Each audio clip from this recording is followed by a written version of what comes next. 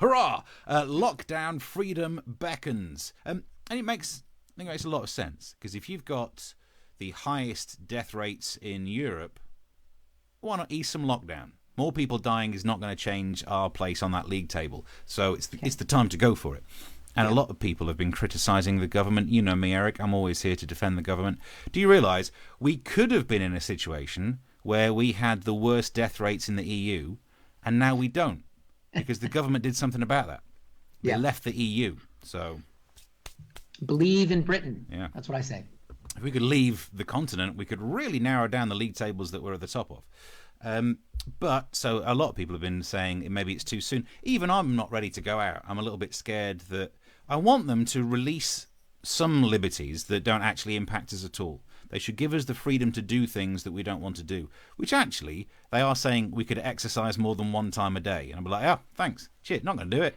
But thank you for the liberty. They could allow us to leave the house if we're going to go to a cinema to watch the film version of the musical Cats. Thank you for the offer. Not going to do it. So that's, I think if they do that, we won't fight too much. The problem is if they give up too much liberties like they've done elsewhere, there'll be some pushback. In America, people have been allowed to go to the beaches, and it's worried some people, so much so they did this. Roll the tape. Residents and tourists across Walton County beaches were in for quite a scare Friday afternoon.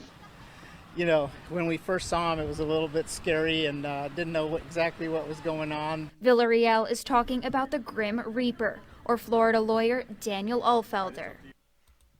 I mean, if you thought he was scary when he was the Grim Reaper, it turns out he's a lawyer. Yeah. My favourite person in all of that clip is the guy who was like, well, first when we saw him, we didn't really know what it was. We thought it was a goth that was trying to get a tan. Then we thought maybe it's a Johnny Cash tribute act who just ain't no good at guessing clothes sizes. But then we realised it was the Grim Reaper. So we were like, Nana, I think this one's for you.